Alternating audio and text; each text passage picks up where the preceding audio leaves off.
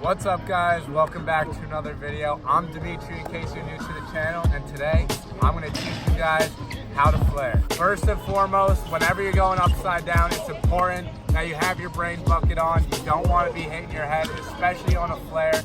I promise you it will hurt. I've done it before, so make sure that you're using your protection and wearing your helmet. So before we go on to doing our flare and learning it, there's a few tricks you're going to want to know how to do before you do your flare. And one thing you guys want to be comfortable with is airing out on a quarter pipe. You don't necessarily need to air high, but you need to know how to ride a quarter pipe and be comfortable going above the coping and being in the air, because that's really what a flare is. When you're in the air and flipping and everything, you're going to be above the coping, so you want to know how to land in the transition so you're not hurting yourself.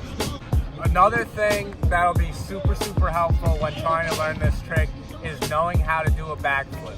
So that means go to your local trampoline park, or if you have a trampoline at home, learn to backflip on that. That's really the basis of this entire trick, because if you can backflip, you can flare. All you have to do is add a 180 and then you can make your flip. And lastly, you guys want to be comfortable upside down. So that means doing backflip after backflip after backflip. Do it repetitively so you know where you are in the air. That's called air sense. When you're upside down, you want to know that you're upside down. Personally, I think flares are easier than bar spins.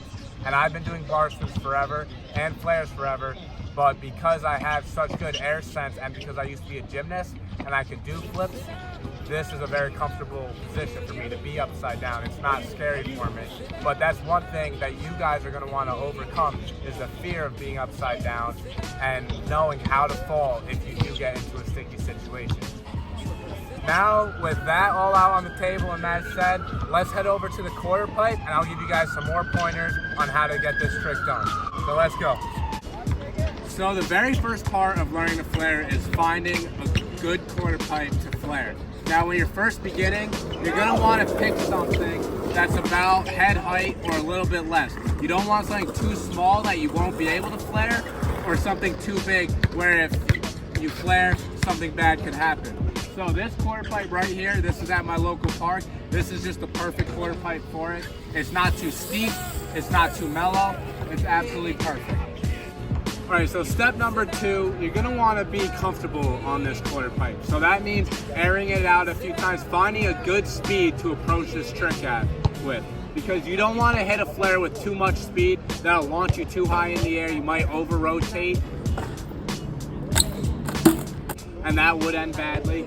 But under-rotating isn't necessarily the worst case scenario. It's a lot better to under-rotate your flare than over-rotate it. Real quick, guys, I'm gonna take you through the steps that go through my head as I go to flare. And before we begin, you guys know you should be wearing your helmets whenever you're going upside down. This is a very dangerous trick, but like I was saying, it's not that hard once you learn it, but you always wanna have protection on your head to prevent any concussions or anything from happening. So as you roll up to the quarter pipe, you're going to want to go with a decent amount of speed, about the speed that you'd air a quarter out with. And then as you go up, your wheels are going to go up, and when your front tire hits coping, you're going to look back over your shoulder. Now, a lot of you may be thinking to yourselves, which way should I be turning in the flare? Should I turn left? Should I turn right? For me, it's the exact same way I 180. So if you 180 to the left, when you go to flare and pull off the coping, you're gonna drop your head over your left shoulder. And if you 180 to the right, you guys are gonna drop your head over your right shoulder. So now that you guys have a comfortable speed that you're hitting the quarter pipe at, if you guys can air out and everything, this is all you have to do. It's a very simple trick, like I was saying. If you know how to backflip, this trick seriously isn't all that difficult. So once you hit the coping with your front wheel, you're gonna lean back and look over the shoulder that you turn with. So for me, like I was saying, I turn to the left, so I drop my shoulder, look over my left shoulder, and then I get upside down. And by the time you're upside down, what's really convenient about this trick is that you can spot your landing. Now, with backflips, you can also spot your landing. If you guys are doing backflips on the flat ground or on trampoline, you guys can see once you're halfway through your flip, you can see the ground and spot where your feet are gonna land. This is the exact same way in a flare. And like, I'll replay the video for you guys so you can see me spotting my landing in the video. But once I'm upside down, I look down, spot my landing on the quarter pipe, and then simply just pull my bike underneath me to land in the transition. After you guys hit the coping and you lean back for your flip, the most important part about doing a flip is staying in a tucked position. When your body is in a tucked position, you flip faster. If you guys open up your body, you'll flip slower.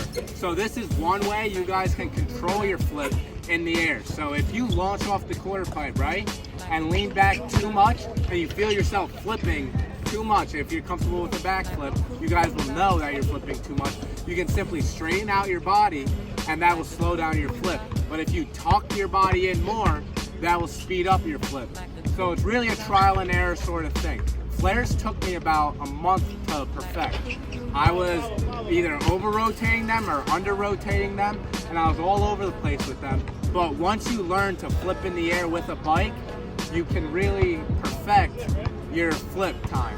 Whether you're flipping too fast or too slow, there's a lot that you can do in the air to make adjustments to how you're flipping. So once you're upside down and you spot your landing, obviously now all you have to do is land the trick, right? So when you're upside down, you spot your landing, and then you try and pull your bike underneath you so that you land on your tires. Now the hardest part of this trick is the landing. The flipping part is easy. Anyone can do a backflip, but landing it is where it becomes hard. So one thing that I guarantee you may have trouble with is holding on when you land. It is a very, very intense landing. There's a lot of power when you land, and landing in transition may mess you up. You don't want to land too back tire heavy, causing you to loop out, or too front tire heavy, causing you to go over the bars. You want to land just perfectly and hold on tightly so that you can roll out smoothly from this trick. So my last few tips on this trick are just to full send this trick. You know, it's really not that difficult of a trick once you learn it, but the hardest part is getting over the fear of doing this trick. And that's with basically everything in BMX. The hardest part is getting over the fear of trying it. But once you do it, it's such a relief. And doing flares is so much fun. It's seriously an awesome trick. So guys, make sure you're staying safe out there. Tell me if this video helped you guys out. And if it did, DM it to me on Instagram. I'll put my Instagram right here. And then with that said, good luck guys, be safe.